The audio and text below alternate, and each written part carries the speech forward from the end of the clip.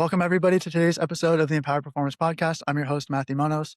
Today's guest is Hunter Saffell. Hunter is a jack of all trades. If you follow his page, you'll see him doing just about anything and everything. Hunter, if you don't mind telling us how you got into training, your athletic background, all that stuff, what you do now, please share your background. Yeah. So for me, first off, thanks for having me on. It's pretty cool that someone from a completely different state stumbled upon my fitness page and reached out to me. So I think that's really cool. And it's a privilege to be on the podcast. Yes. I'm looking forward to following your podcast and all that too. So, but for me, I'm sure just like most strength coaches, man, I got into it because I was a pretty mediocre athlete growing up. Of course, around like my hometown, it seemed like I was the dude. I played multiple sports growing up.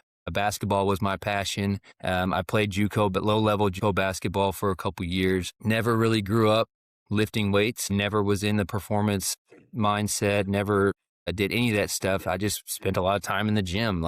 It was just get shots up, get reps up, and that was pretty much it. I'll never forget my first meeting with my coach in JUCO, and he said, look, you're here because you can shoot the ball, but until you learn how to defend, you get bigger, you get faster, you get stronger, you're not going to see the court. It's like, we're here. You're a little boy amongst men pretty much. And I was like, well, yeah, you're right. I'm 6'2", 160 pounds. I was a little scrawny dude at the time trying to play college basketball. So I started, all that to say, I started lifting in college. I didn't lift before that. And I got into fitness because I call him my trainer at JUCO, but if you've ever been around the JUCO life, it's like a volunteer, the rec center guy who's in there just making sure everybody's wiping down equipment. His name is Tommy, but Tommy was a bodybuilder. Tommy was all into Arnold and that bodybuilding style of training. And he and I just connected on just working hard. And so Tommy, I would lift with the team. Tommy would write workouts for us and I would lift with the team, but then I would stay after and just do his workouts with him. And so I got into all of that. I got into lifting and I got into fitness from college basketball. I started seeing some pretty quick gains. I'd gained 20 pounds before Christmas break. And not just gains, but strength gains, size gains, but then also just a ton of confidence in myself so I became a whole new basketball player just because I had this confidence of man, I've gotten bigger, I've gotten stronger. I can bang with the guys down low and I'm not going to get hurt or anything like that. I struggled with injuries all growing up and never did anything about it. And so when I realized how much the weight room was actually helping me, I started wanting to kind of pursue something in that field. So after basketball, I transferred to Arkansas State in Jonesboro, Arkansas, where I pursued an exercise science degree. And I thought I wanted to go into sports medicine and be a therapist. I think that was a pretty common route. And I would say a lot of strength coaches probably had an interest in that as well at some point. But yeah, I pursued that. I got all the way into my final semester of where I needed to apply for PT school. And it was I think I would rather just train people. I was working out in the fitness center at Arkansas State on my own. I had buddies I was lifting with, just going through the typical bodybuilding splits and stuff like that. And I seemed to, without anybody actually asking, I just seemed to lead sessions with buddies. It was just a natural knack to just pick the exercises, make the programming myself, see what worked, what we liked, what we didn't like. I was doing personal research online, bodybuilding.com forums and T Nation forums, and using their workouts on us. And I realized maybe I should just go into training.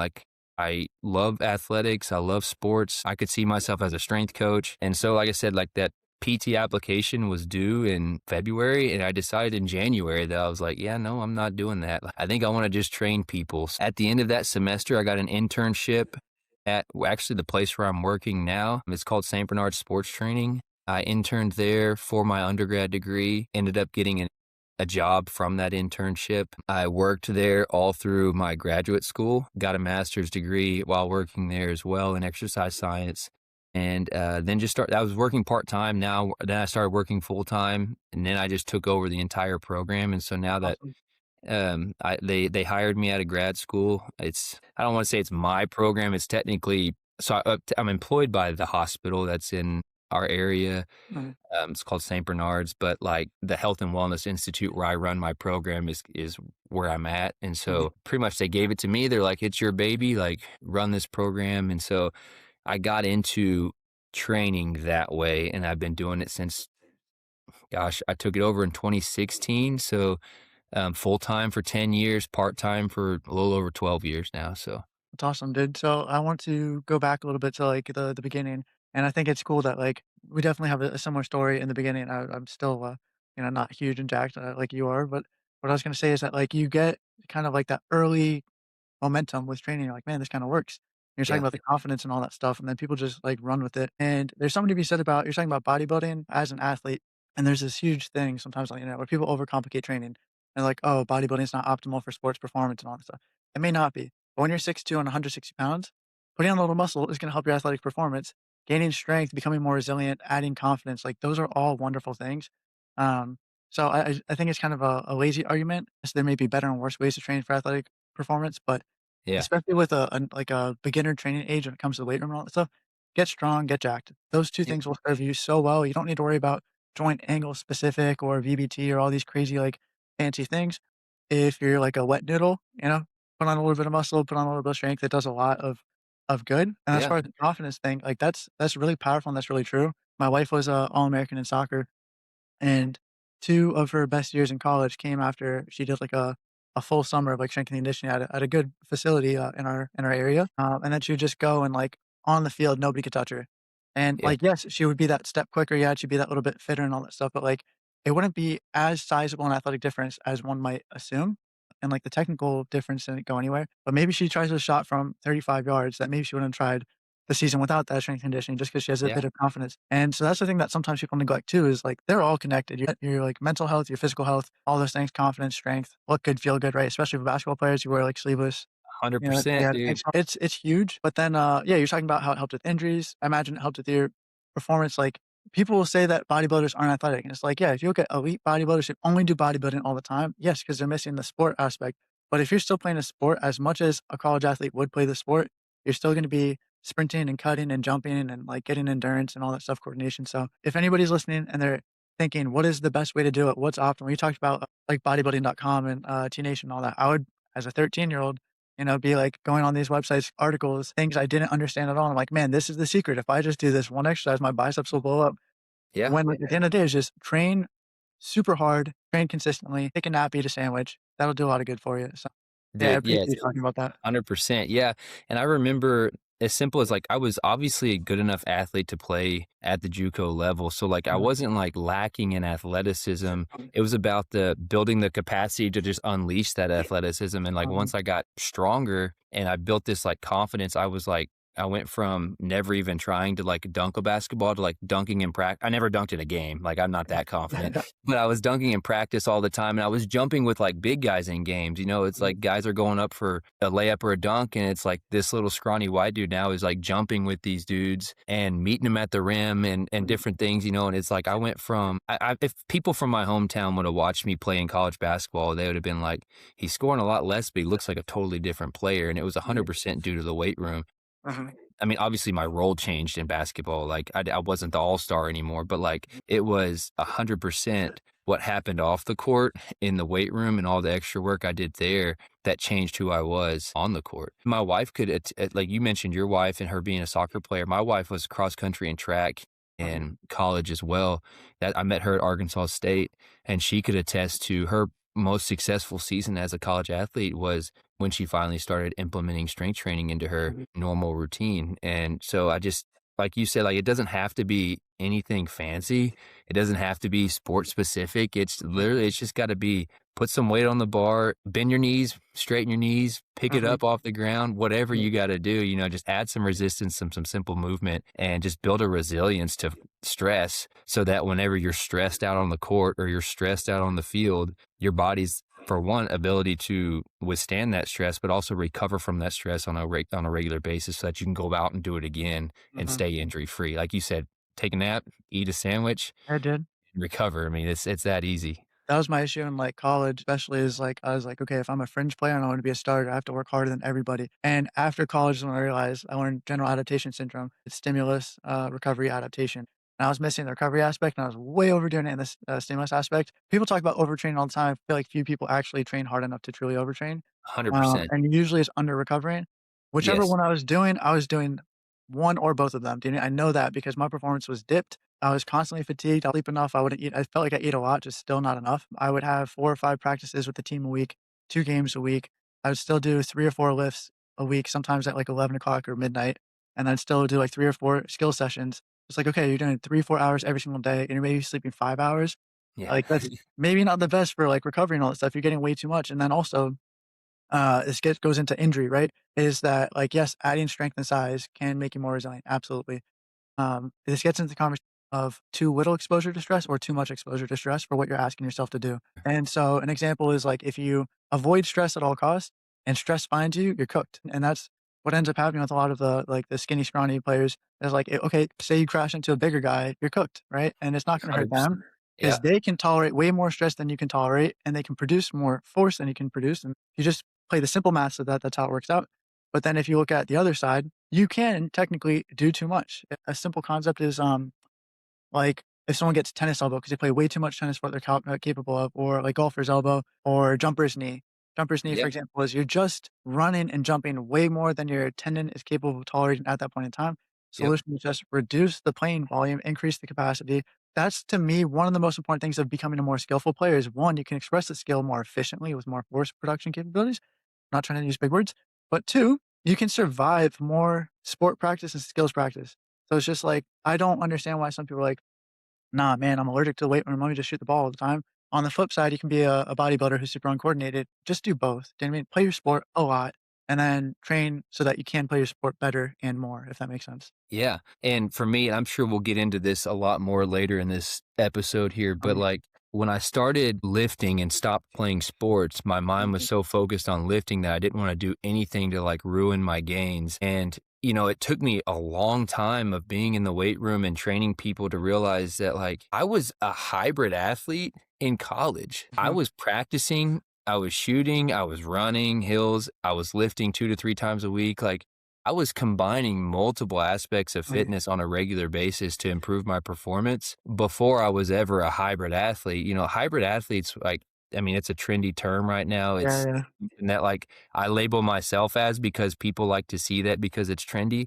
But like all athletes are hybrid athletes if they're Mhm, strength training, mhm, because their sport involves the conditioning or some sort of explosive or endurance type movements. mhm, And they're adding the weight room. So like I was doing that before. And that's when I saw my most gains. Like obviously most of those were newbie gains, but it's like I was still continuing to see performance ticks mhm, and strength gains, all those things, while what I thought was doing the thing or later on I thought was doing the things that were killing my gains mhm. and that I was already doing those things and I was still seeing gains. So anyways, it's like having that mindset shift Yeah. later in life and realizing that like as long as I have this capacity to like and as long as I'm fueling and Mhm, recovering and sleeping, like I can perform and do multiple things as long as I enjoy it, and that's kind of where my training is kind of evolved into now is like again, we'll get into this. I don't want to like derail us too far, but I've just turned into someone who just enjoys training and I can't like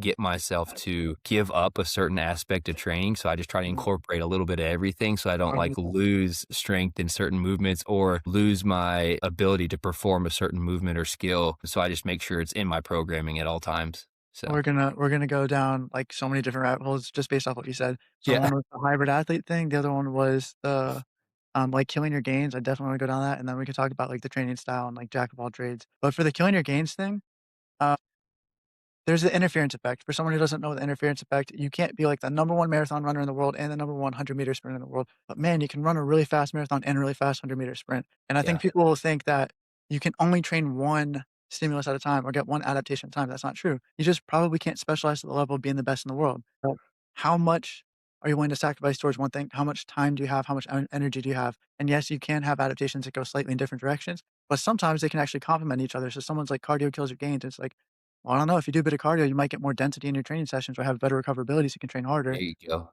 Like, we Yes. have to use a bit of common sense with like, okay, don't overdo it, but also if you underdo it, that's not great either. Your weakest link in the chain will break, keeping you from working on your strengths. If you only have one strength, something else is going to give at some point, right? So I like that you said that. The other thing too was you're talking about like hybrid athlete. That's such a fun term for me because what is it? I've heard people try to give it like strong definitions. Some people define it as like achieving high levels of strength and high levels of cardio. So can you run like a, uh, 3-hour-ish marathon and like squat 4 or 500 pounds? You're a hybrid athlete. Sure, but then like the guy who's famous for creating it just said, can you achieve high levels or at least compete in two non-complementary physical adaptations? So it Yep. might be like speed and endurance, or but if you said like hypertrophy and strength, they're kind of like close enough to each other. It's like maybe that doesn't count. It's like, Yeah. okay, that's an interesting thing. Then somebody else jumps on that and says, okay, well, athlete means that you have to compete in a sport. So like I'm a combat sports hobbyist. I don't wanna compete right now with the baby. I feel like it'd be the worst time to, snap my MCL again, but it doesn't mean I'm not an athlete if I'm training in a sport. Do I have to compete in a sport? So it's like, there's all these Yeah. different at the end of the day, just do it all. Unless you have, like, a super specific goal, just do everything. I find that it just makes you as healthy as possible, and personally, it's the most enjoyable thing because like, I worried about the killing of the gains thing. I did, Jake Tura's hypertrophy clusters. I don't know if you ever done that program? Yeah, I haven't done the program, but I know what you're talking about, yeah. So anyone who's listening, great program. If you're trying to get like jacked, do it. Okay. But also, are you willing to sacrifice? Are you willing to make the journey? It's a phase of 8 by 5 for your main movements. And then the next phase is 12 sets. No, it's 10 sets of 4. And then the last phase is 12 sets of 3. 12 sets of 3, really heavy. It is a long day in the gym and you will be so tired physically, but also like your nervous system will be fried too. For So sure. I was so cooked from doing that program that like I wanted to keep doing sports stuff. And I was like, something has to give. I either have to do less hypertrophy clusters. Me personally, to do more sports stuff, I have to do less sports stuff to finish out hypertrophy clusters. I did this program right before my wedding. I can say that I just want to get more jacked, and it Yeah. worked. I had to get like a larger shirt size and all that stuff. Thanks to Jake Well, Turner. But yeah, that's where competing demands comes into play. It's just about how much you divvy up to each thing and can you recover from it. But besides that, you can still work on all these things at once. And so I like that you're talking about multiple qualities because I also feel like jack of all trades, master of none. But the rest of that quote is oftentimes better than a master of one. If I'm just a sprint guy and then I have to go for a long run and I'm winded after 2 minutes, I feel kind of dumb, right? So I'd almost rather be like podium, 3rd place and everything, than like number 1 in one thing and then like dead last in everything else. but, like, I also view it as for me, and Mhm, I'm not in the 1% of professional athletes who focus on mhm, sprinting only. Maybe as a 35-year-old, I wanna be a really elite sprinter, but, like, the odds of that happening are extremely low, mhm, and I just don't wanna sacrifice my endurance training. I don't wanna sacrifice my hypertrophy training. I don't wanna sacrifice time in something mhm, else, become an elite sprinter when I know my genetic ceiling is sure, not gonna make me really an elite sprinter anyways. Like, um, I think the elite sprinters are the people who know pretty early on. Man, I'm using sprinting as an example, sure. But but, that's a great example. Like you but said ceiling, your ceiling might be lower than Usain Bolt's floor. So like yeah, if yeah, you wanna yeah, be the best, 100%. yeah, yeah, And yeah, I figured that out pretty right, early on. It's like, yeah, maybe I can run up and down the basketball court pretty quickly and like ran track and I was not a very good sprinter right, naturally. So like I'm not going to pursue much time and energy into sprinting. And because I didn't enjoy it, like I'm definitely not as I get older going to invest a lot of time in that. uh, And so all of that to say, like most of the people that I work with and talk to are just Gen Pop clients and Gen mhm, Pop people who aren't gonna be elite in mhm, really anything except for maybe their career, like the dentist that I train or whatever, he's an elite dentist, but, like, he doesn't care mhm, about sprinting. yeah, So, like, I don't have to train him to be a sprinter, although I'm gonna incorporate sprinting or some sort of footwork or speed training into his training just to make mhm, him a well-rounded human. And so, like, the same qualities I do to myself, it's like I either can regress or change those things to depending on who I'm working with, but I still use that same mindset and that same style of training with everybody because, like we said, jack of all trades is, to me, the best way to train just an overall human. It's like it's 100, the way that I feel the best, and I feel like it works for everybody that way that I've worked with. That isn't like a sport. There aren't training for a specific goal in the sport, but if I think all that to say is like we figure out pretty early on if we're going to be in that 1% or not, sure. and we kind of know without having any sort of genetic testing where our genetic ceiling is going to be. And so it's like, I don't have to focus on sprinting or being a jump guy or whatever on myself to make myself feel as good as I can. So to go along with that, like, I also think people will figure that out just based off preferences. I think people will pursue things they're good at and they'll like the things that they're good at. It's almost like this may sound kind of dumb, but like a dog breed. Like a greyhound will sprint. Because a greyhound's Yeah. good at sprinting and they'll like to sprint. They'll be bred for sprinting. And then like like a dachshund, will like to dig and crawl into little holes and all that stuff. So I feel like Mhm. humans are kind of the same in that sense. And it's like I didn't have any one thing that stood out athletically. Let me be good at everything. And then as a soccer player, I was a midfielder because I was never the best dribbler, the best shooter, the best defender, the best any single thing on the team. But I was pretty darn good at all of them. Yeah. Just wasn't great, like the best at any one of them. And that's essentially a midfielder's job is you're not supposed to be the best at if you're the forward, you're supposed to be the best at scoring goals. If you're the defender, you're supposed to be the best at defending and blocking shots and clearing the ball and all that stuff. Yeah. So I think that what you're saying is important for people to understand. It's like you almost have to do an honest assessment of yourself and then say what's the best path to take. And then even then, everybody has free will. If you don't care about what your strengths are and you still, let's say you wanted to be the number one sprinter in the world, you should still pursue that. You may not get there, Yeah.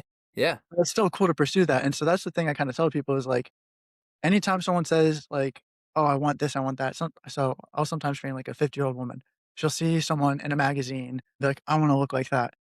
And I'm like, "Okay, here's like what that person may have had to sacrifice and what they started at, and like this may be worse your situation." I'm not trying to not empower people, that's against my brand, Yeah. but I just wanna be honest with them, I'm like, "Is the juice worth the squeeze?" And so Yeah. some people, it's like, "I wanna have, like, that slice of pie every single night," and I'm like, "Okay, you can have that slice of pie every night, that's totally cool, I have no problems with it. This might be your ceiling with that lifestyle, but if you're gonna be the person that, like, doesn't enjoy life at all, and you're as miserable as these, like, models are sometimes when they're taking a picture and they, like, hate their lives, but they look really good for a cover of a magazine, then, like, cool." So I think that's what you're talking about is good because a general person, it's almost better to be honest with them and say, like, "Hey, this is what you're capable of, this is what you wanna achieve, blah, blah, blah."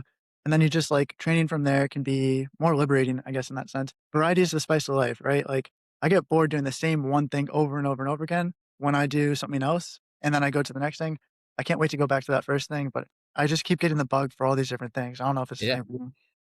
For sure. And like I said, I don't want to go down too much of a rabbit hole. We'll probably get into it later, but that's pretty much how I structure my year's worth of programming Mhm. is, I train in about 8-week blocks Mhm. and I pick some specific movements that I want to focus on and then variations of, a power lift or an actual strength movement or whatever. And I'll try to maintain strength in. So just for example, like right now I'm doing like a deadlift block. And so to maintain my bench press, I'm doing incline press. So it's like Mhm. the stress is still high, but the intent is a little bit different on the incline press. Anyways, to try to maintain my bench press, I don't want to go down too much of it but all of that to say, but then like in 16 weeks, so like two more 8-week blocks, I'm going to return back to bench Mhm. press to see if I've maintained my strength, even though I'm in a deadlift block right now, but in 16 weeks, two strength blocks later, I'm going to be back to bench press to see if I maintained bench press strength through different movements, military press or Mhm. incline or dumbbell pressing or whatever. And that's just kind of how I structure my workouts. And it's like, I do that for a lot of people. It's like, 'cause I always want to come back to Sure. what I was trying to do before. So anyways, That's a good thing too to like explain to people because you can try to like focus on just one thing, make a lot of progress on that one thing. You can focus on everything evenly and make very little progress on all those things. Or you can yeah, maintain a bunch of things and focus on one thing, a moderate amount of progress on the one thing while maintaining everything else and cycle through it. That's another strategy that you can totally do. yeah, Essentially, you just always have the same amount of pie. You're just slicing it differently every 8 weeks. And I think that's 100%. just like that's just a good way to do it. And I think that like when it comes to volume and it comes to intensity, I think this is like programs are cool. At the end of the day, like whoop straps, whatever. But like at the end of the day, you got to be a person that like can listen to your body, that can feel like, okay, I got more in the tank, I got less in the tanks. And some people don't know where that is because they don't push hard enough sometimes. So they don't know what their limits are. Sometimes you got to like find that upper limit. And then also like something I'll tell clients if I feel like they're training too soft is like, hey, like 60, 70% effort is still, like, decently challenging, you might still get sore, this, that, the other, but it still might not be enough effort to get anything out of it, any Mm, gain. So it's like, yep. if you're doing 70% and the gains are 80% hypothetically, you might as well just do 80% and get the gains. Like, you're not gonna feel a huge difference in soreness, but you might notice a difference in terms of progress. So, like, Yes. that's it, and then, of course, you don't wanna do too much, but that's finding that balance of what is the most everyone says minimum effective dose. For maintaining minimum effective dose, absolutely, is ideal. For making gains, maximal effective dose. What is the most you can possibly do on something that you can survive and have Yes. positive adaptations from? If you go on the wrong side of that, dial it back a little bit. But if you're making gains, keep sending it. Like, I don't like the idea of for the average person, if it's an Olympian that has a 4-week cycle and, like, deloads, cool. For the average person that goes on trips or gets sick or sometimes has to, like, take a step back for this or that, I don't wanna tell someone, "Hey, this 4th week, you're gonna have to take it back," even if you're making crazy gains. Send it until, like, you stall, and then maybe take it back a little bit. And that's like Yes. it's like a staircase, like, you find that next step, you get comfortable there, then you make your next jump, Dude, I love that analogy so much because it's so true. It is so true, man. I just think like it's so important to train yourself Mhm, hard, like mhm, because you just don't know your limits until you find that limit. Like you just got to continue to train. And like it's so hard to overtrain. And mhm, we talked about that earlier. Like people don't like they might feel like they're overtrained, but they really don't know that they're overtrained unless they actually push themselves to that mhm, point. And you'll finally know when that point is. A lot of times we just tap out a lot earlier than what we think. And so like you said, like the average human, like we do not need a deload every 4 weeks. It's like mhm, we can continue. Like for me, like my deload is typically like the first week of my new training cycle. And it's like we just kind of take a step back and it's like the load is just a little bit different. But like it's not, I don't take a deload as often as most people would think because for mhm, one, I'm not a professional athlete and my sport is training. So like that's where I spend most of my time. What I'm doing is not an accessory to something else. I mean, I guess technically my endurance sports, my endurance events are my quote unquote sport and my strength training is an accessory to that. But like to me, it all is encompassed in training. mhm. My endurance events, like I program it all together. There's no like priority in any of that unless I have a race that week or my taper involves, I'm tapering for an event or something like that. But I love that example of the stair step, man. I think that's perfect. So I want to talk about the way that you balance because some people may think, "Oh man, I can't be jacked and fit at the same time. I can be strong and fit at the same. I can do all these different things." Uh, and I'm not trying to like make you blush or anything like that, but you're a pretty big dude. You're pretty darn strong and you're pretty darn fit, and like it's a good example to people that can do multiple things. But also, most people wouldn't want to put in the effort that you're doing. Like I don't think people understand probably how hard you have to work and how consistently you have to work and how long Yeah. it took to build to the point that you're at now. What does it look like? What does your weekly schedule look like to structure to be able to survive all these different things? How many days a week are you training? How do you divvy it up between the endurance and the strength stuff? Yeah. So first off, just know that like I have been training for almost 16 years. Mhm, So like this base of tolerance to stress has been being built for years. So like mhm, people who, I have people all the time that when I started posting more regularly, like, man, you sure are training hard a lot lately, and it's mhm, like, bro, you have no idea. Like I've been doing this for years. It's just I mhm, just now started putting it out there. And that's not to like toot my own horn or anything. It's just to show that like what I'm putting out there is raw. It's legit what I'm doing, mhm, but it didn't just happen. Like I didn't just start training like this and I have this amazing ability to recover from it that nobody else can. Like, cause if some average person came and just started doing my weekly split, it's going to wreck them. It's going to be super hard. It's going to be a lot mhm, of stress and they're not going to be able to recover from that. So just know I have plenty of years of trying multiple different programs and training styles. Like I've gone through the strength phases, I've gone through the hypertrophy, the weightlifting, the big weightlifting stuff, mhm, the jump only. Like I've done all of the things individually and through that figured out that like, hey, I don't like when I'm in a weightlifting only phase. Like I still mhm, want to do my power lifts or whatever. So what my week looks like now, and this all started just a couple years ago when I really started getting into the endurance events mhm, because I had a structure where I had like your typical weightlifting split and my body was just so sore all the time that like my legs could not mhm, take the endurance events. And so right now what I do is so I lift 4 days a week, sometimes five.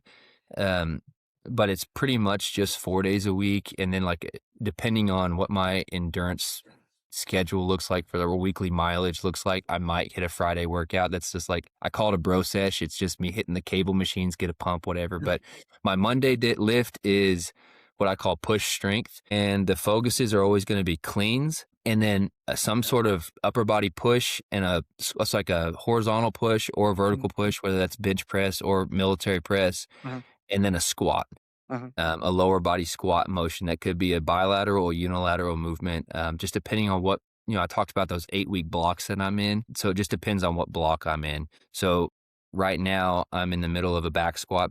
I'm doing back squats and incline presses. mhm, That's what I'm in right now on that day. And then some like clean technique. Tuesdays is what I call athletic lower body. And The reason why I put that session there, it's because well, let me just go into my strength program first, and I'll blend the endurance stuff with it. So, like, my athletic lower body, and that's where I include all my sprinting, my jumping, and then I found that, like, I can really overload my legs and build some, like, strength with, like, sled work. I've Mhm, gotten into sled work a ton in the last couple years, mainly because it's all concentric movement, so I'm not mhm, really, like, sore. Like, obviously, I'm fatigued, but, mhm, like, I don't get really sore, so, like, my legs might be a little sore mhm, from the squatting the day before, but it allows me to still perform really well on Tuesday in my athletic lower body day because I didn't wreck my legs in the squat the day before. And then, like, I'm not super sore from the sled work, so I'm still able to, like, get some solid work and put out a solid effort on that day. Wednesdays, I do an upper body only day.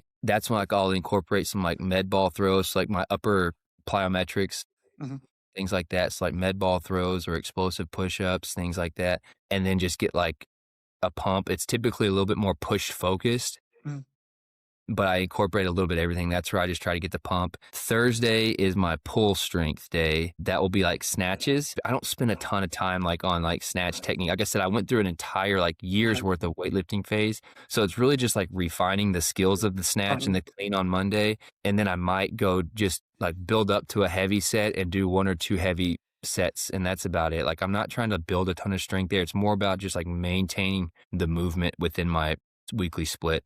mhm, But snatches, then some sort of hinge movement, heavy hinge, whether that's an RDL or a deadlift or whatever, and then a heavy pulling upper body pull. mhm, And those are the primaries of the movement or of the day, and then I hit some like accessories afterwards. I incorporate core training within my athletic lower body day mhm, and my pull strength day. Um, and then on Fridays, typically Fridays, like I said, that's my bro sesh day. How I incorporate my endurance training within all that. So I program based on like stress management. And that's like, if you've heard of hard days hard, easy days easy. mhm, It's all that since my endurance training is mainly running, basically keep my hard days hard. The focus is on my legs mhm, essentially. And so, like, my Monday is an easy run, and majority of my strength training is a little bit harder on the upper body. So I mean, obviously, I'll have some squats, but like, I'm not tearing my legs up in the weight room. So, like, it's easy for me to recover from, and mainly because of my training history. And so, I do an easy run on Monday. Paired with my strength training session. My hardest or most intense run of the week is on Tuesday. And that's when I do like my speed training or a track workout or a hill workout, something like that. And that pairs with my athletic lower body day. And that's my hard day. That's the highest stress day I have of the week. Wednesday is the upper body only day in the weight room. So, like, mhm, my legs are getting some recovery. mhm, If I happen to run, it's typically a really slow, easy recovery run. Like, I'm mhm. involved in a run club. My wife got me involved with it. She still runs. And that running social hour for my wife. So, like, she Yeah, likes to go catch up with all of her friends and stuff. So if I need some extra miles for the week or whatever based on my plan, I'll go hit up an easy run with them and just talk it up. And, most of the time that's my off day, so I give my legs a complete break, but I might get some like super easy miles, nothing that's going to stress my legs. And typically I just listen to my body. Like, if my legs feel mhm, good, I'll go get an easy run in. If not, I'll just take it easy. Thursday is a tempo run, so another little bit harder of a run, mhm, lower mileage, but some tempo work with my pull strength day, which I'll do deadlifts or RDLs, so a little bit more stress on the legs. Friday's another easy run. And then depending on how I feel through the weekend or if I have plans or whatever, Saturday or Sunday, I'll do a long run. mhm, And that's all dependent on like my if I have a race coming up or where I'm at in my race training block or whatever. But I try not to stress too much on like working that in, but I do try to find time to get a long run in. So that's either I like it to be on Saturday so that Sunday I can take off totally completely. But mhm. if I'm pretty sore or tired from the week, I'll take Saturday off and run Sunday. So there's a lot to talk about there. You talked about the high-low model, which I think people definitely should understand is if you're gonna do as much frequency as you're doing, you can't have high days every single day, Right. 'cause the body needs time to recover properly. So you can train with high frequency, you just can't train with high intensity and high frequency constantly because that's like a recipe for burning out. And again, like Yes. we were talking about, if you do too much, you're not gonna get the adaptations that you're looking for, which ultimately defeats the purpose of all the effort you put in.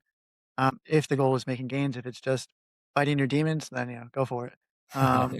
But then on that, you're talking about high-low model, you're talking about a split that sounds pretty specific. There's, like, 2 things I wanna say about it. One, as far as splits, early on, I feel like is a trainer has this issue where it's like, I gotta get all the right answers, not understanding that there's not necessarily a right answer. There may just be better or worse within a given context. Yeah, And it's cool because you created a split that works for you. It doesn't mean that that's the right split for everybody or anything like that. It doesn't mean that everybody should copy your split magically or that they'd be able to survive your split or anything like that. It's just like 100%. the way I almost think about making splits now, which is like such a relief, is I just look at like what my weekly schedule looks like. And then how can I space it out in a way that I think I can best recover from everything? And so like right now it's 2 to 3 like full body strength days a week, 2 to 3 sport like combat sports days a week, about an hour for each thing. So a total of 6 hours of exercise a week at the most, 4 hours at the least if work gets too busy, the baby, too much stress and needs some recovery, and then one mandatory off day no matter what every single week. Yeah. Just to basically recover and reset and all that stuff. But I mean I could easily do an upper lower split. I could do a full body split. I could do push pull legs. I could do any kind of split as long as I just say, what are the movements that I want to train, Yes. And then, okay, how do I want to split that up? Do I want to put all upper on one day, all on the next day? Do I want to do a bit of everything? And then you just have to ask yourself the question of like, is this a stress that I can recover from, right? Do you like feeling really sore in the upper body, but fresh in the legs? And then you go into the legs next, and it's like for your next workout, it's like, okay, I Yeah. feel good. Or you just like having that general kind of soreness everywhere. There's like all these things for people to consider. Like they talk about that. The one thing I really want to ask you is running. What is the longest endurance event that you've done? When did you start? And maybe the most important question is why? Well, Why endurance? Yeah. so real quick, I do want to say when it cut as far as like the splits go, excuse me. The whole reason I started that split was I started teaching an adult weightlifting class, an Okay. Olympic weightlifting class, and it got to the point where I had such a consistent following in that class that like I started working out with them because I had no other time in the day, and I was Sure. like, these guys go hard, like I'm gonna start working out with them. And then selfishly, I started incorporating my own programming when I was Mhm. working out with them, and they loved having me in there just because it brought a little bit more intensity to the group. Mhm. And now that class is kind of just modeled after whatever I want to do. And like they're my guinea pigs. I experiment on programming because that's how I do it for myself. It's like what Mhm. works for me, or I'm going to try something. I tried on myself. Well, now that they work out with me, now they're my guinea pigs as well. And so my split probably, if it weren't for that class, which I teach Monday through Thursday, if it weren't for that, my split would probably be a little bit different. So like Mhm. back to, what I do may not work for everybody else. Sure. That's the only reason why my split is Monday through Thursday, and then I made everything else kind of fall into place based on when that class was offered and what I wanted to be in that class, Mhm. if that makes sense. So, Sure. as far as endurance sports go, the furthest I've gone was last November. I did my first like last man standing type event. This Mhm. race wasn't. It was last man standing format. Are you familiar with what last man standing is? And then the race just keep going until there's only one guy left. Yeah, so essentially what it is you have it's like a 4.2 mile loop, and you start that loop every hour on the hour until Mhm. somebody gives up. And the format for this race was that format up until the 24th hour. And for every person who made it to the 24th hour, that final lap was a race. And so the goal was it was a 100-mile race, and essentially it's like it's you and whoever else makes it to the final loop, and then it's like survive until that point, and then you race. This was my first attempt at anything near that distance, and I learned a lot. I didn't make it all the way to the end. I DNF'd on the 18th lap, which Mhm. means I didn't make it back in within that hour on the Mhm. 18th lap. So I made it 75 miles, like 75 and a half miles. But Yeah. my last lap was a lot of walking. I mean, Uh-huh. 4 miles in an hour, like I was not running very much at all. But that's the furthest I've gone, 75 miles. Crazy. It was a huge learning experience for me because there's a lot more to just being strong in an event like that, like a lot of strategy in your fueling Mhm. and like your time out on the course versus like at your base camp where you are getting your fuel and nutrition and all that. I got into endurance sports. I think that was what were all your questions? Like, how far have I gone? Yeah, yeah. The main thing was like, why? Why? Well, when did you start? And then like, why? Why did you start? Like Yeah. 75 So miles in hours is crazy, dude. yeah, man. So I'm going for the redemption race this year. Okay. I'm making it to. I may not win the thing, but I got second place, so it was just down to me and one other guy Awesome. for a little over 7 hours. It's a pretty small event. It's a local guy puts it Uh-huh. on, and so it's not a very popular event around here. Endurance Mhm. training for one is not very popular around here, so it wasn't a very big event, but there was a lot of pressure. It was just me and him out there, Mhm. and so I tapped out first, but um, I started endurance training in 2022. Okay. So my wife, like I said, she's a cross country and track athlete. I followed her around through college, watching her race. Never had any kind of desire to run. Always told her running was punishment because for me in basketball, that's what it was. And then she started running half marathons and marathons afterwards. And I still did not have a desire to train, but I went and watched. She qualified for the Boston Marathon, Okay. and which, if for anybody who isn't familiar, like that's a pretty there's the world major marathons, and it's a pretty elite company if you can qualify for it. A lot of people can get in it from like a lottery or whatever, but Mhm. like qualifying for it is a big deal. And so she qualified for the marathon. She's a very elite runner, and even through her training process of going to Boston, like I didn't really care about it, but like when I got to Boston and just got around the community of people and watched that race, I was like, holy cow, like I really want to do one of these races. So Mhm. I told her, I was like, I want to train for my first marathon. So she ran that in 2021. I signed up for my first marathon in 2022. In July of 2022 is when my training kicked off. And I've pretty much been endurance training consistently since then. I've run 3 marathons. I've done two 24-hour team events. I've actually got one coming up next weekend, a 24-hour team event. And then I've done a few different ultra marathons. So I've done like a 50-mile ultra, a 50K ultra, and then that 75-mile race, and then a handful of like half marathons here and there. So I've gotten some experience, and I'm definitely not like fast by any means. I'm like, you pull up my times, it's not that impressive compared to the field. But the whole reason why I do it is, and I think a lot of people with similar stories to me, there's this itch that I got to scratch, a competitive itch. Mhm. And running to me is something that's, and endurance sports in general, like it's Mhm. just something that's so uncomfortable. It's a new sport that I'm continuously learning. That's like, so I remember how addicted to like basketball and baseball I got growing up, and like the new sport, it's like you kind of have this success, and golf is the kind of like that for me now. It's like there's these small wins within the learning the sport that kind of keep you coming back. And with running and endurance sports, there's so many small wins and things that you learn about yourself that just kind of get you addicted to it. It's not really like the finish line of these races. It's more like the person you become through the journey of training for it. Mhm. And for anybody who's trained for anything hard, it doesn't have to be an endurance sport. Like you kind of learn that about yourself and the importance of just kind of pushing yourself through training and like just stacking days, even though you don't want to show up to train. Like we talked about earlier, training hard and being consistent. Like Mhm. that's all endurance training is. It's just showing up every single day, building this huge base to be able to go a long ways. And then on the days you don't want to be there, still show up and do it because it has to be done if you want to complete said race. And so like why I do it, it's for the challenge. It's something that I'm not good at. It's something that I wasn't good at. I didn't want to be good at. But I've just kind of become addicted to the process of it, and being a strength coach, learning how to strength train as an accessory to that. Mhm. Like I don't want to give up strength training, and I won't give up strength training. I told my Mhm. wife when I was first training for my marathon that like if I start losing weight or losing strength, like I'm out. Like I'm not doing this.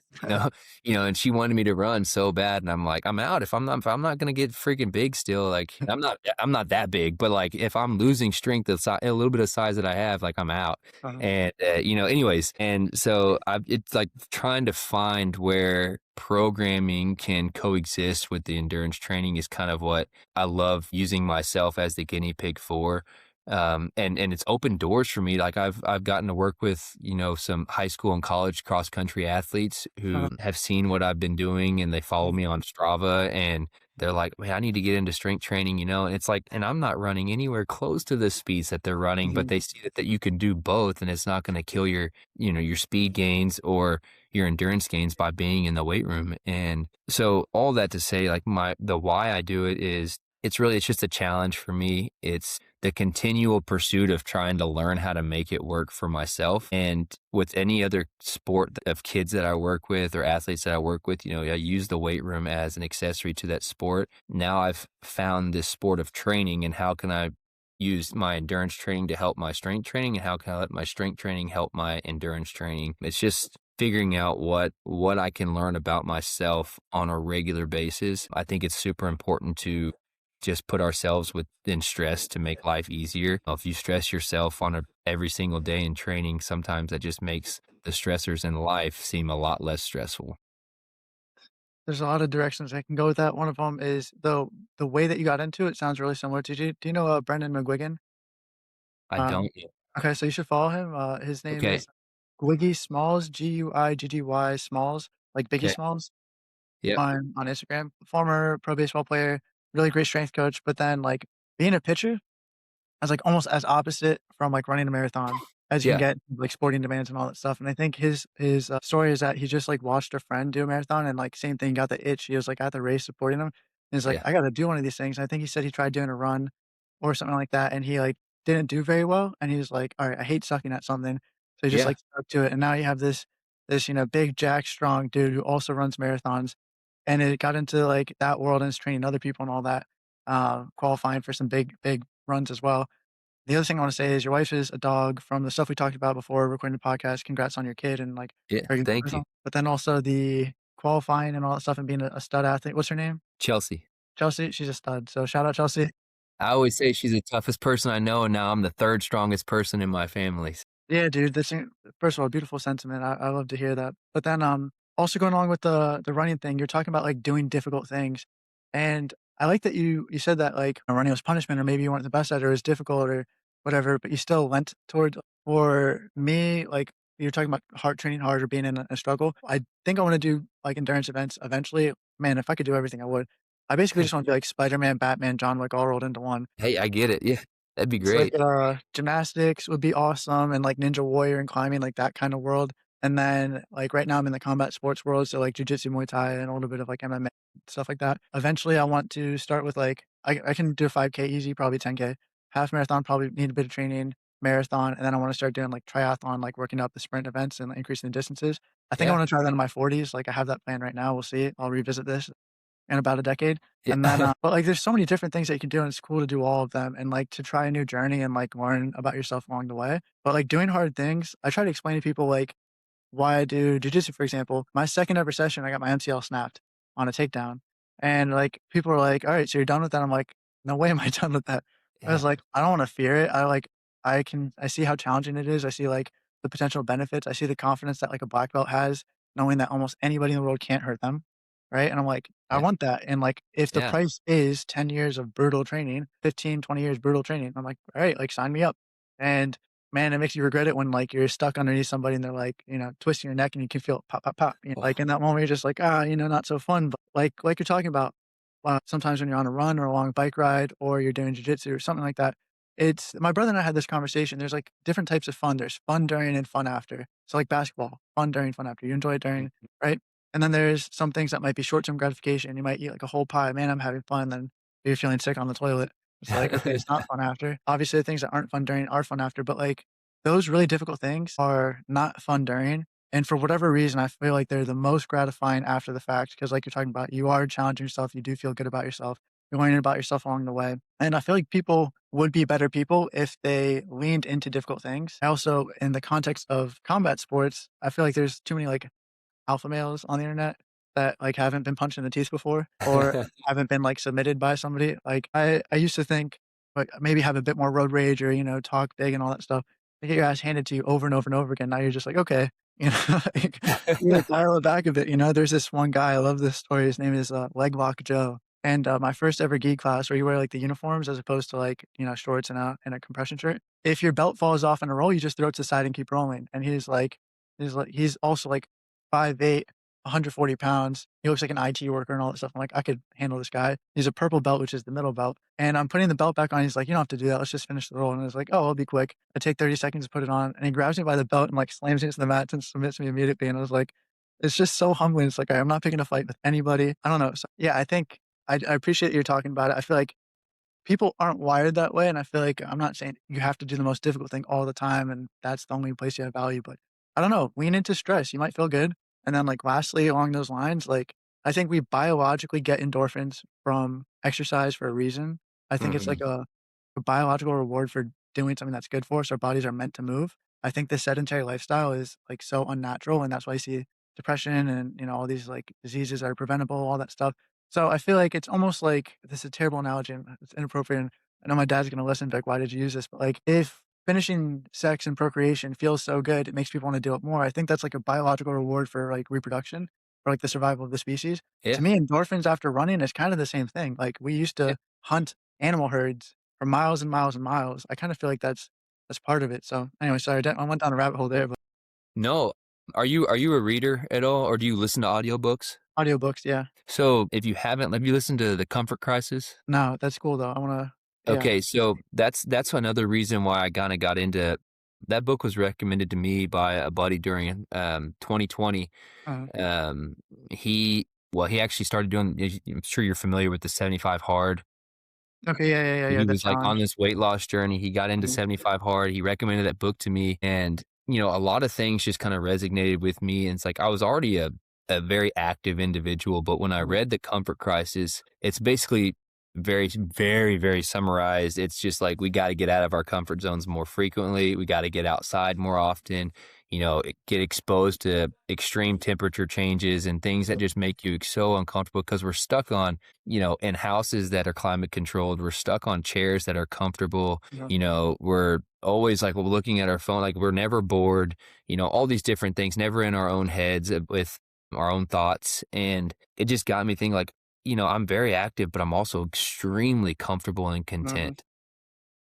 And they just kind of, in that book, he just kind of stresses the fact that, like, how important it is to you as your evolution as a human and an adult to get uncomfortable, because we just settle into what's comfortable in life all the time. Like, I come home to my wife, that's comfortable. I sit on my couch and watch my favorite TV show, that's comfortable. I yeah, eat my favorite foods. I get on Instagram and look at, uh-huh, whatever. And it's like, I've got to do something uncomfortable. I've got to do mhm, something that's hard. And thankfully, I had a strong encourager and somebody who's done it before to help me coach me through it, and that was my mhm, wife. And she got me into running, and that's just been my uncomfortable thing. And like I said, you just learn a lot about yourself when mhm, you're at mile 20 in a marathon and you really want to quit and your calves are cramping, and it's like, it's easy just to just tap out right here and just be mhm, done, or I could finish this race and do something hard and get that endorphin pump, and that addicting feeling of that sense of accomplishment mhm. whenever you do cross that finish line, and you have such a encouraging crowd and people that are just like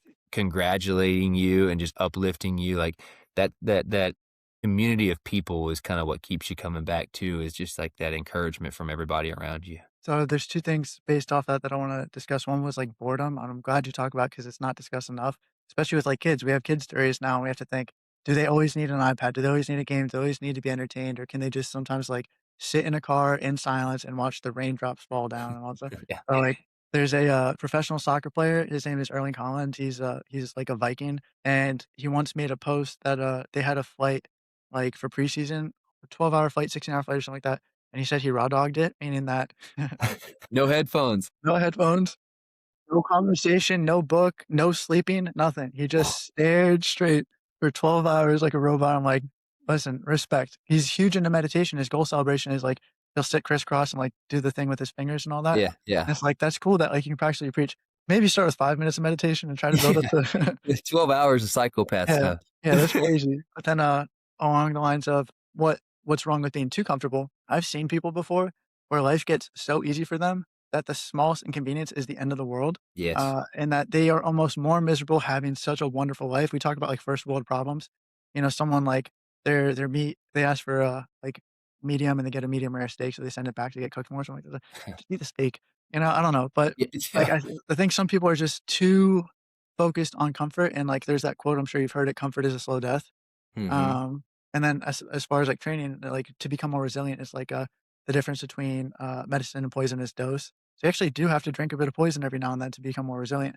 But man, like, doing stuff like that just makes you enjoy life more. If you do a difficult thing, first of all, you can survive more and it gives you confidence and it gives you calmness. But then also when you finally get your reward, when you finally get to go home and then, like, be with your wife and have a nice meal and all that stuff, I feel like you can actually truly appreciate it and be grateful for it as opposed to somebody that, they go home and maybe they don't even look at their kids and they're on their phones. They just wanna eat like that, I don't know, that slice of pie and all that stuff. I've talked about pie a lot. I don't hate pie. Pie's cool, but yeah, my point is You make just me like, I feel hungry. like yeah, but, yeah, I think people need to find balance in that, but the boredom thing is huge too because I find that a lot of mental health issues I can't speak to this personally, my wife is in mental health. If she wants to have me, like, do an amendment for this episode, I will. But I feel that, like, a lot of it is just people lacking stillness in their minds, always being on their phone, always being stimulated. Kids these days are driven to 4 different sports practices and the clubs, this, that, and it's like, sometimes it's good to just have silence, to drive without music, or, like, for me, it's, closest to meditation I get sometimes. I walk the dog, once or twice a day, 15 to 30 minutes, and then I just won't listen to a podcast, I won't listen to music, just listen to the birds, Yeah. like, and that really helps me to feel just, like, reset and just better day to day. Yeah.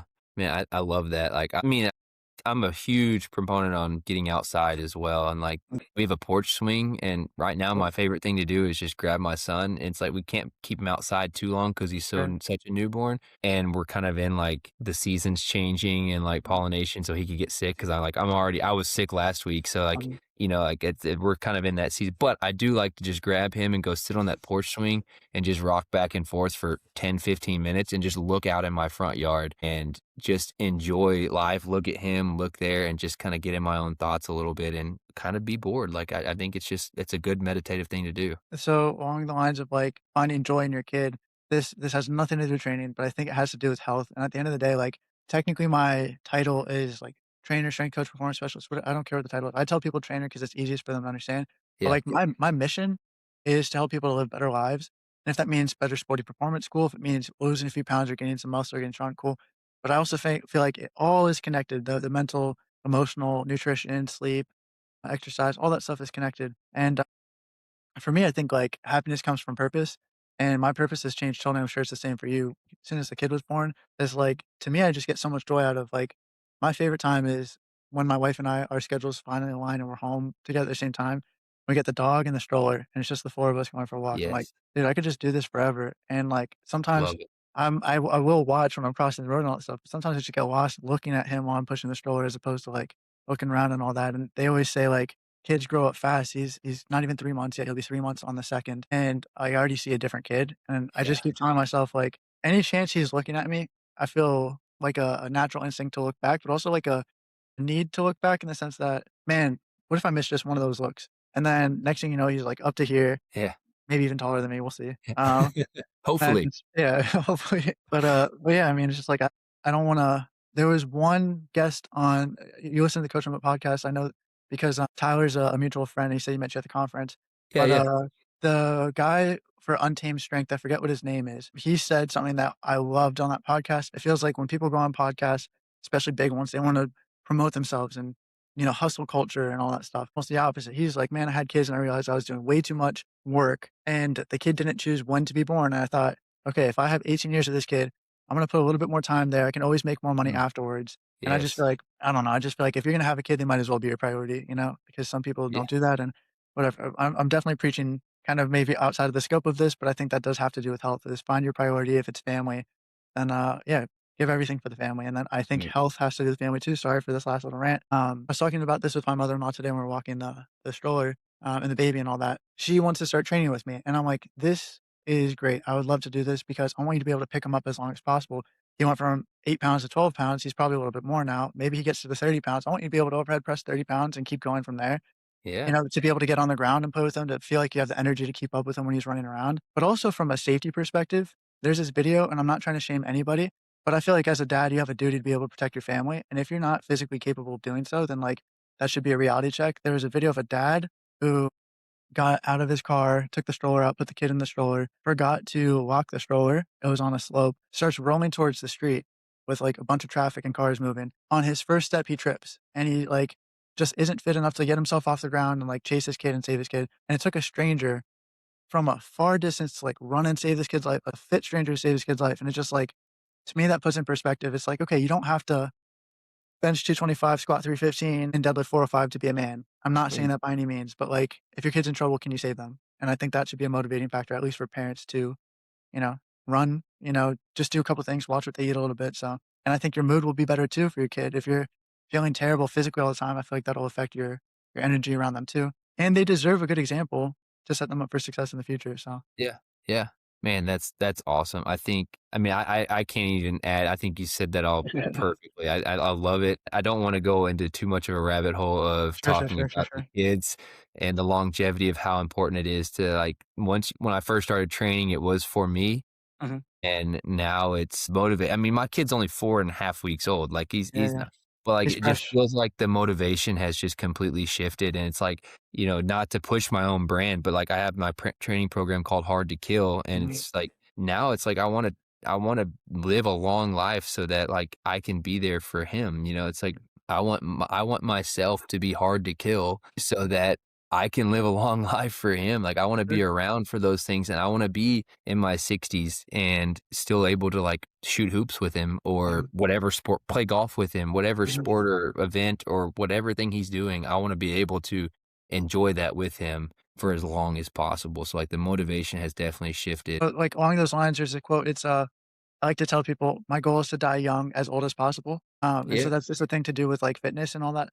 Like, I life love expectancy is increasing. Well, I guess it's decreasing, but still, it's pretty high. But you see a lot of people are, like, having really sad, like, final years and all that stuff, and it may be a burden for them or for other people, and, like, man, like you're talking about, as long as possible, I wanna be able to, like, beat my kid in a race, for example, or, yeah. that stuff. I think that's just a fun goal to set. But then as far as longevity, you train athletically, and there's this idea of longevity where people are like, "Man, I really gotta take my foot off the gas and just do, like, clamshells and bird dogs for longevity training." And it's like, I don't know. I mean, like, I think everybody can and should train like an athlete. You just have to scale to whatever their entry point is. So, Yes. like, I have some people that maybe they're doing triple to broad jumps. I have other people that maybe they're doing pogos. Yeah. That's still power training. That's still training athletically. And if you do pogos and it's too easy, maybe go to forward and backwards over a line or side to side. So you have to like self-organize. Maybe eventually go to doing single leg pogos or something like that. Maybe get into like jump squats where you change the height. You don't have to go super duper high. There's lots of ways to scale it. But I think that like we're talking about the benefits of training multiple things. People talk about longevity. It's such a buzzword, right? But to me, it's like, what does it really mean? It means like living a good life as long as possible. You lose power twice as fast as you lose strength. It's because people don't use it. I also use this example with my mother-in-law. We were saying that like back in the day, you might get chased by like a saber-toothed tiger, Yeah, like way yeah. back. So I think that like losing speed isn't purely biological. It has nothing to do with like I think it has everything to do with environment. That there was a purpose where you did have to move fast back then. I feel like now like you don't really have to move fast. Like you can sit in a chair, sit in a car, sit on the couch. People don't train speed nearly as much, but maybe you have to pick up a package, or you have to pick something up, and then you train strength a little bit more naturally. Yeah. Either way, I think, yeah, performance training is longevity training. Go ahead, please. Yeah, well, I was just gonna say, and moving fast is like fall prevention. Yes. Yes. Like, I talk about training athletes a lot, but I Mhm, do have a lot of gym pop clients, mhm, and, I just one example is I have a lady, she's a little bit older than, like, my mom's age, so she's in, her upper 60s, and now she's very she's very fit for her age, let me just put mhm, it that way, and that has nothing to do with me. She worked with trainers and she swam all years before she mhm, ever I've been working with her for about 8 years now, but before she got to me, she had never done, like, specific, like, fall prevention I call it fall mhm, prevention training. mhm, It's like it's nothing, like, super it's just basic strength training. We do a lot of balance work, but we've started incorporating, which she hadn't done, some, like, basic speed training and reactive stuff, and essentially that was, like, if you're falling and for one, your bones and your muscles have to be strong enough to withstand the fall, but mhm, also, like, can you put your arm out or stick your leg out quick enough to catch yourself from falling when you mhm, trip? Like, mhm, that's agility, that's speed, like, mhm. and if you're not training that stuff, if you don't use it, you lose it. So, you made a post the other day about the agility ladder and what it's good Yeah, for. yeah, yeah. And it's not necessarily to develop speed and agility, but also, like, I use it as movement prep. I commented on it and said I use it as movement prep. I Mhm, use it for my 70-year-old lady to mhm, develop some low-level plyometrics so that whenever she trips, she can stick that foot out and catch herself. mhm. And I use some, like, small 6 to 12-inch box jumps and step offs and, things like that. And I think that, like, just developing, like, longevity-wise, like, it's what's very rewarding in my field is like whenever she tells me she's 70 years old and she's hanging Christmas wreaths up, standing on one leg, reaching up, and she feels super confident in herself and putting that up with Christmas lights around it. And she's like, I don't know if I could have done that a couple years ago. Mhm. Like that one like small encouragement, it's such a big deal to me. And it's like, and I told her, I was like, and if getting off that ladder, if you were to stumble, I'm very confident in the fact that you would not have hurt yourself. Not only if you would have fallen, I don't think you would have. You would have been able to hop right back up and get back Mhm. on that ladder and keep working. And that to me that's a big deal. So, going along those lines, it's like the ladder hate is sometimes baseless. If someone's making the claim that, like, a ladder gets you super duper fast, and that's a bad thing to say because, like, tap dancers would be the fastest people on the planet if it's all about, like, foot speed and not the direction of force or the actual amplitude of force. right? How much force you put into the ground. If it's just how quickly you can possibly move your feet, then that would be that. And same thing if it's all about force and had nothing to do with direction or actual speed of like switching, for example, in acceleration or cycling when running, sprinting, then like powerlifters would be the fastest people on the planet.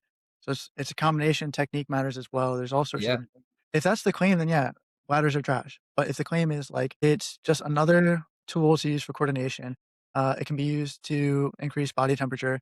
It can be used for fun. Like, listen, if you like doing something, that's already justification like, in a nutshell, right? But, like, 100%. yes, what you're saying is actually a really smart way to justify using the ladder, for example, is can you get your foot out quickly?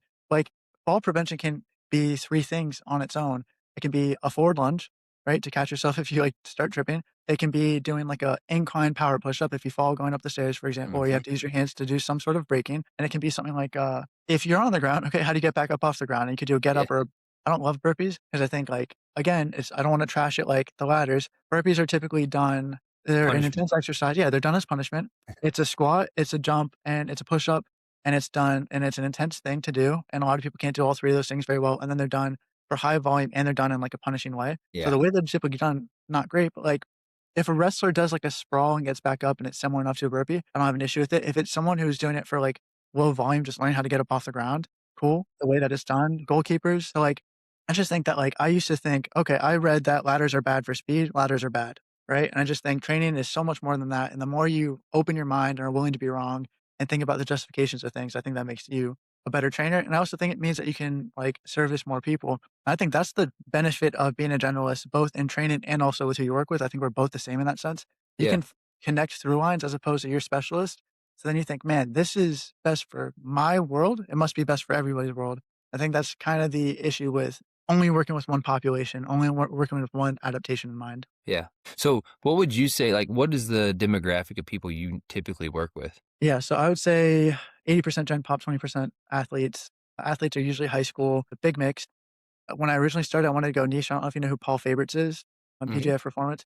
Yeah, I saw his life and I'm like, all right, so this dude is athletic and he gets to also do some skills coaching. He's got a sick house and he's working with all these high level athletes. I'm like, that's the dream. I'm still not against it. But like when I first started my business, I was like, okay, if I'm working with kids, it's before after school, the windows are limited. So I have to like work with some parents that are stay at home or something like that during the daytime. And man, just after like working with a few Gen Pop clients and seeing the gains that you're talking about, the big wins that you wouldn't think are big wins. Someone's like, "Hey, I put all my socks and shoes on without sitting down or leaning on anything for the first time in like 10 years." I'm like, "Cool, that feels amazing." yes. So I just like kind of got hooked on that and thinking everybody deserves good training as long as I said that 3 things are necessary for me to have a successful client relationship. They need the time, they need the money. Unfortunately, that's just the reality of training. I have bills to pay as well. And they need the desire. I also think, like, a bonus would be a good person and work hard. But, like, Yeah, those are the 3 main things. And then I'm like, anybody deserves good training. So I'd say now I'm at this long-winded way to say probably 80% Gen Pop, 20% clients. And as far as mobile training, maybe 70% mobile training, 80% mobile training, and then 20% out of the home gym here.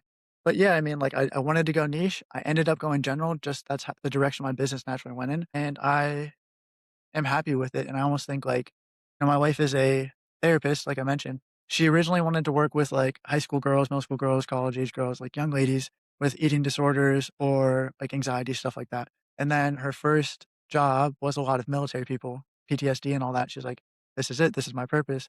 And then new job with couples told me that she gets paid more per hour, and I'm like, "Man, that's your purpose." But, like, it's actually such a benefit to, like, explore everything out there before you find a specialty, and sometimes the specialty finds you. Sometimes, like we're talking about, if you're really good at sprinting, you find that out and people realize that, that can happen organically, but I almost recommend if you're a new coach, yes, you can niche yourself. It may be a disservice to you. Work with a bit of everything, so yeah. Dude, yes, 100%. Like, so for me, first off, I did PJF, the jump training. So back, Yeah, I yeah, took, yeah. like, I tried all the different programs. PJF was one of the jump training programs I actually Vert did. code? So, yeah, yeah, Yeah, Vert Code. Yep, I did the one of the original. I think it was like his first version of the Vert Code. that's I awesome. still have it in printouts in my weight room at work. But no, I'm just like you. Like, I wanted to start in a niche. Like, I told my story earlier. I wanted to be in sports performance. I Mhm. got into sports training programs, started working with athletes. Unfortunately, when it comes to working with athletes, you can only work with them before school and after Yeah, yeah. school. which leaves the whole 8 to about 4:30 window of like, I still got to make money. I still got to pay Sure. the bills. What am I going to do? I need to train anybody and everybody Mhm. to fill my schedule up. And so what's happened is the most people are like your stay-at-home moms and like your retired people. And so I got a lot of reps in with just Gen Pop clients who, they want to train aesthetically, they want to look a certain way, or they just want a functional life and a Mhm. strong life, like the client I talked about earlier who wants to climb her ladder and hang reefs for Christmas. And I think what made me such a better coach in just in general was the so many repetitions and saying yes to everybody early in my career. Now, um, I don't have to do that because I've built a clientele base that has stuck with me for years. I haven't taken on a new client in a very long time. Most of my clients just have been with me for a long time, which is great. My clients are a blessing, dude. Like it's incredible. But I think that having such a wide demographic of people that I've worked with has made me such a better coach Mhm. just because, so many people have so many different goals. But my philosophy on how to train them is all the same. Sure. It's just the way I put that program or put that prescription out for them is just kind of executed a little bit differently. The scientific principles behind training don't change. Like, people will sell it like that. Like, I've seen people niche a little bit too hard. I don't wanna go down the rabbit hole, but I've seen some really crazy stuff. And then Yeah. some people will just, as a sales tactic as well, try to, like, refute good basic scientific principles of training and say, "Oh, no, it's all about your fascia, or it's all about your lymphatic system," or something like that, just create some nonsense, right? Yeah. But yeah, like, there's that. The other thing too is, when I originally thought I wanna work with athletes, my first internship was in Cincinnati for Clay Mefford, who has a kind of similar job to what you have right now, where he does performance training through a hospital and all that, but he was great, and so it was a lot of, like, D1 bound high school athletes who didn't need a ton of coaching, and I didn't feel like I was getting better at coaching, just saying, "Do your throws, do your jumps, do your lifts," and then they would just Yeah. go crush it on their own, they don't need that much coaching. And then there's this one kid, like, I love this story, kinda 2 things kinda lit my fire. There's this one kid who was a middle schooler, husky kid, best attitude I've ever seen about training, and, like, it was his first time ever working out, and I was helping him with, like, incline push-ups with a bar and a rack pretty darn high up, and this kid's going to, like, true failure on everything, shaking, and he's like, "I think I got one more," and just everything, like, everything you could possibly dream of.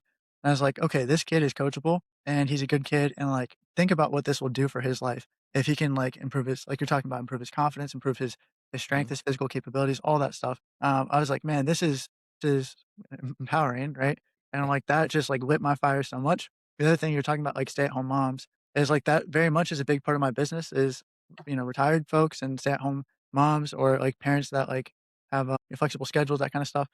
And I just get a kick out of showing women too that they don't need just Pilates or 2-pound dumbbells, that they can get after it, and when they feel capable, like, I've seen, like, a lot of my female clients sometimes get, like, watery eyes when they lift weight that they thought would have been impossible for them at one point in time, and it's just that's so, so rewarding. I recommend people, to me, like, work should be about what your mission is. My mission is just to tell people, "Hey, you can do it." I feel like, again, this is another rant, I don't wanna go down. I've heard a lot of doctors recently that, like, will tell people, "Oh, that hurts, just don't do that anymore." And so, like, I had a client recently who, she started doing, cardio kickboxing, and she came in after a cardio kickboxing session, and she, like, looked upset because she was hurt, and she's like, "Sorry, like, I hurt myself at kickboxing, it's gonna mess with our workout. I'm not mad at you." Like, she's like, "My back hurts, my hip hurts. Should I stop boxing?" I was like, "Do you like it?"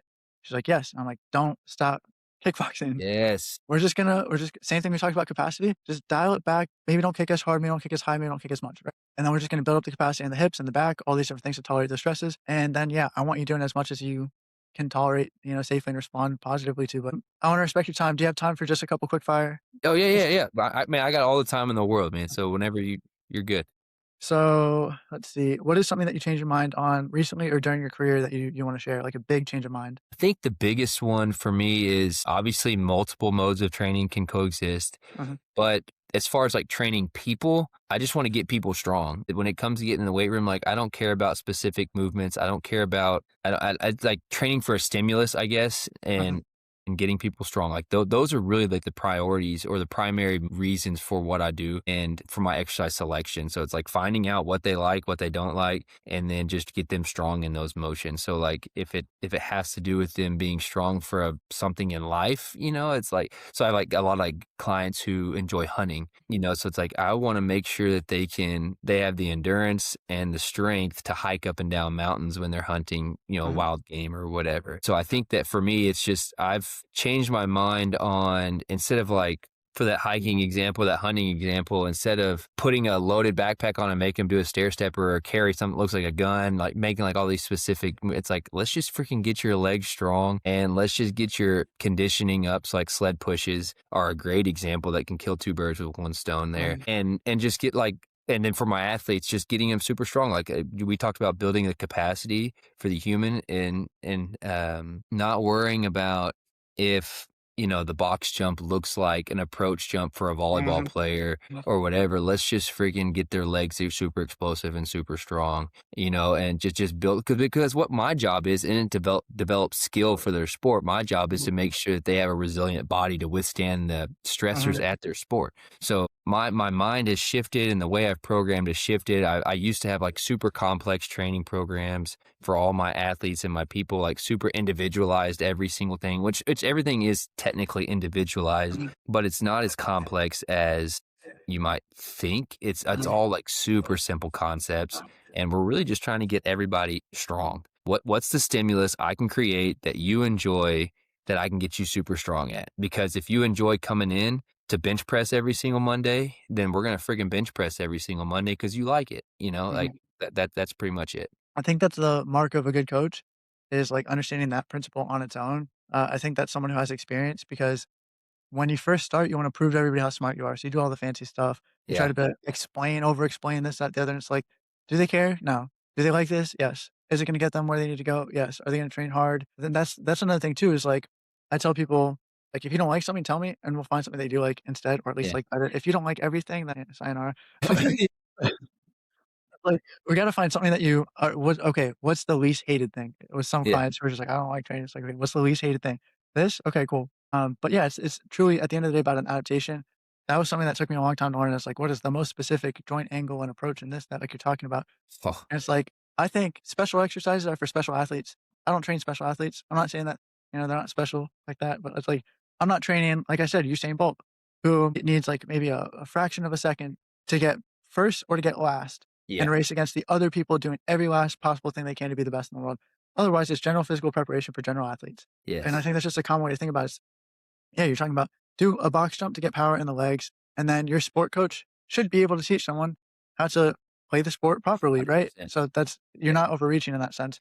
Most of my athletes too, they haven't even reached their peak yet. Like Sure. I'm with junior high and high school athletes. Like I'm just trying to just build a super strong athlete. Like they're not even in their peak yet, where like all that stuff even matters. Like when we're trying to like dig into like all these like minor things. Mhm. I think it's I don't know if you listen to Coach 'em Up podcast, but Tim Riley Yeah, yeah, always says yeah. majoring in the minors. Yeah, of course. Like if we're really digging into like joint angles and like slow motion videos to like refine all these different like I used to do that stuff and it was Yeah. like holy cow, we're wasting so much time in a Sure. training session trying to like dig into this slow motion video of you doing an approach jump and I was like you're a 14-year-old girl, like let's just freaking get strong. Like let's stop worrying about all these little things. I mean, obviously there's things you do need to worry about and I don't want to make it sound like I don't care about those things, Yeah, yeah, yeah. but, like, taking a step back and, like, what's the real priority and what's the real goal of this training session? And it's like, I just need to make so and so athlete I need to make Jane stronger. I need to make her have the capacity to be able to jump higher, and that's essentially all it is. So I'm glad that you say that because that's another thing that people don't understand is like the priority of the adaptation and the method and technique and all that stuff. You might have someone who's super overweight that can't do a bodyweight exercise the best, and if they lost a little bit of weight, they would perform that exercise with better technique. And so it's like, okay, well, we have to get a stimulus, and it doesn't have to be absolutely every little detail has to be perfect and all that stuff. You just gotta get the person going in the right direction. Um, that was another thing was like, I used to think if someone has bad technique, it's a bad reflection on me as a coach. But it's like you're not gonna get someone from an F to an A in one workout. Don't Mm, overcoach. Get that F to a D minus, get the D minus to a D, get the D to a D plus, work it all the way up to an A over time. But I like love that. just give them one thing to focus on at a time. You're not gonna have perfect athletes right off the bat. But then as far as like the 14-year-old girl, for example, if you wanted her to like be able to jump higher or cut harder, and maybe she's lacking mobility or strength or power to be able to do that skill that you're asking her to do, what's the point of doing something super specific if she literally can't do the thing you're asking her to do because her body's not strong enough to do that thing? So Exactly. that's always the foundation. Going in a different direction, is there a major misconception about training that you wish to dispel? I want to keep it more endurance based if you're okay with that. What is a misconception around endurance training that you wish to dispel? Ooh, I think a misconception with endurance training is that you have again, like this is kind of goes back like you have to take out all your strength training session. I think that stuff matters for one for Um, injury prevention, but also like the programming, I think. So let me take a step back. So you can for one, 100% you can incorporate both strength and endurance training. So like that's a big misconception. Like you're mhm, not going to lose your endurance gains, so to speak, by strength training. You're the hardest part about incorporating both is finding the time to do right, both. But you can definitely train both at the same time. It's just a matter of how much time are you willing to put. So a lot of mhm, times when people ask me like if I want to start doing things like this or if I want to do like what you're doing, what's your number one advice or whatever? I'm like, how much time do you have to dedicate towards that? Like before I had a child, I had a lot more time. And right now it's like readjusting my schedule to figure out when and where I can find time mm, to train that way because I enjoy it so much. I don't want to completely cut it out, but it's figuring out where can I find that time. So the misconception would be like, you can do them both as long as you have the time for that. But I will say too much, the programming does not have to be perfect. A lot of times there's too much like emphasis on like the perfect program and whether that's the perfect hybrid program or the mhm, perfect endurance or running program, like really it's just like you've got to train consistently and train freaking hard, and that's right, about it.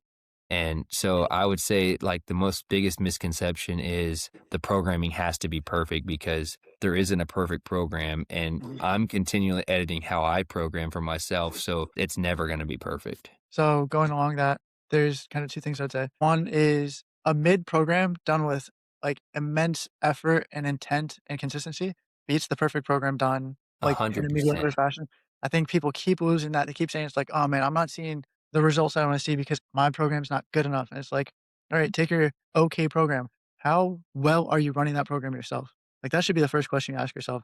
Yes. If you're running that program perfectly, then yeah, maybe the program isn't designed the best. If you're not giving your best effort there, then why are we always looking for the next thing? It's almost like, I had a guy, on my podcast, Ishan Heva, he's a good friend. He was saying that he worked in a supplement store, like a GNC, and saw people coming in drinking like a McFlurry or something like that to buy fat burning like supplement. And it's like, dude, like take care of the big rocks. Like this supplement's gonna make such a minor difference compared to you having a McFlurry. Yes. Uh, so that's one thing. And then the other thing is as far as like people sharing their programs and knowledge, I think that's become more common with social media and all that stuff is like, I get to Yeah. see what you're doing, you might be able to see what I'm doing. Big coaches, there's less gatekeeping in all that sense. I think there's value in that too because, like, an amazing coach with, again, like, not the best weight room, not the best whatever, will get better results than you give the best program ever. You sell that program, template, everything to a beginner coach who doesn't know what he's doing yet. He won't coach it as well as somebody else who just Mhm. says, we'll do a powerlifting split with a little bit of like plyos and sprinting. That amazing coach will do more with it. So I think it's that idea of like you may have the same recipe, but the sauce won't taste the same. Yes. There's an art to coaching. I wish people would understand that it's not just like, you get your whistle or your timer, your stopwatch, your clipboard, and you just say up and down, 3 by 10, good, get out of here. Like there is Yeah. actually skill to coaching. We know what we're doing, or at least we try to, and if we Yeah. don't, we figure it out. Yes. I was going to ask you as well, what is a positive change you're noticing in the health and fitness space? Man, I think the biggest thing so for one, I'm very new to like posting content. So I'm Mhm, also very new to like engaging in other coaches' content as much as I have been lately. So for one, I think the awareness of just like the importance of strength and strength training in general, strength training for every population, strength training for women, strength training for the elderly, strength training mhm, for everybody. I think that's a huge one. And then also just like the quality of free content out there. Podcasts like yours, podcasts like the Coach 'em Up podcast. There's multiple. Just Fly Performance is a great mhm, one. I mean, so many different. I mean, those are just a couple that I listen to, but like, I listen to a bunch of podcasts. There's so many great YouTube channels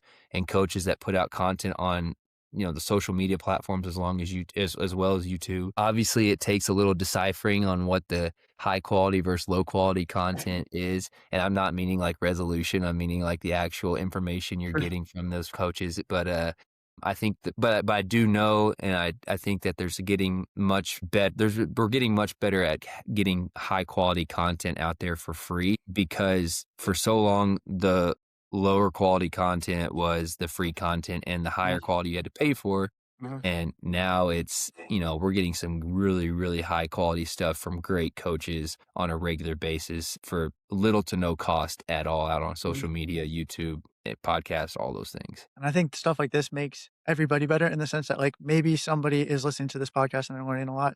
But I also think that, like, I feel like I'm becoming a better coach learning off you. Maybe you'd feel the same way towards me. I think it raises the floor. We're all competitors, so we have to get our game better too Yeah. if we wanna separate ourselves. But I just think, like, what is it? Iron sharpens iron. I feel like we're all just better off doing this as opposed to, like, gatekeeping, and then we think we have the secret sauce, and maybe it's not as good as we think, and I don't know, I just feel Yeah. like there's a lot of value to this, but then on a personal level, like, I like this because, like I told you, it's like making the friends and all that stuff. I used to, in this small town, be a little bit jaded, where it's like, first of all, I would see all the great coaches on Instagram when I was a young coach, and I'm like, "Oh, I'm not their level, so I must not be very good, but maybe I'm better than the local trainer at the YMCA or Gold's Gym, no disrespect to them." And you don't know because 'cause you're in this bubble. This has been nice to see that there are more good coaches and good people that don't necessarily have big platforms out there. It's Yeah. made me kind of more hopeful, more open-minded and all that stuff, and, feel better about the training space as a whole because you just see your seedmans, and then you'd see your good coaches, and it's like, man, like, it just kinda distorts reality in that sense. Yeah, and for me, like, people like you and people like-minded people like us, we have a passion for this industry, and when you see the poor content and the poor information being put out there that kinda puts a bad taste in your mouth on what this industry is actually about, it's like being able to get on a podcast like this or being able to post on a regular basis with, like, what I view as high quality content. Like, I have a passion for this, and I don't want this industry to get watered down with bad advice and Mhm. bad information that I don't agree with. So if I can like and comment and be engaged with all this higher quality stuff, I want that stuff to be out there sharing the Sure. coaches information that I follow and agree with. Like, I want to share that stuff. I want to get that stuff out as much as possible because I want not just my clients to know the information I have for them, but I want everybody I can reach out to, my however many followers, which is not very many, but I want Mhm. those people to get the same content that I'm getting because I know it's so important for them to know. And I don't want them to get flooded with the bad stuff. And then what you're talking about as far as followers is concerned, that also gets into width versus depth. And I think it's better to touch a few people deeply. I don't know why that sounds weird, but like in that sense, but like you can have a big impact on a few people. I feel like Sure. matters more than you just gave one piece of advice that's like, oh, that's kind of cool to a bunch of people, but it ultimately doesn't have a huge impact. Of Yeah. course, the ultimate goal is to have width and depth. But if you had to pick one or the other, there have been some people too, just from a business model, they might have a successful online coaching business with maybe a couple thousand followers as opposed to you have 1,000,000 followers and no one buys your stuff because it's no good, you know? Yeah. So, um, I was gonna ask as well, uh, okay, the final 2 things, if you could give any piece of advice to anybody about absolutely anything, what would it be?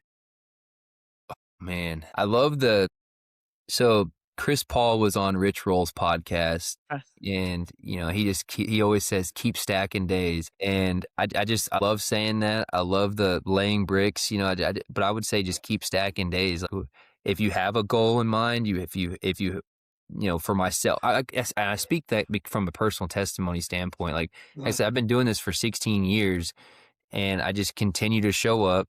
I continue to put in consistent hard work, and it's not like I have any, like, incredible accolades behind my name, but it's like I can continue to show up and I can Mhm. continue to perform on a decent level to where, it's like I don't struggle with a lot of injuries. I'm able to perform on a regular basis. I have these crazy goals in mind as far as, like, from a performance standpoint. As far as, like, I just think stacking days applies to so many different aspects, and not Mhm. just like your personal training, not just your life outside of training, but also like in your career as well. You show up with a good attitude, you're going to gain clients. People are going to recognize you for being genuine and being authentic and knowing what you're talking about.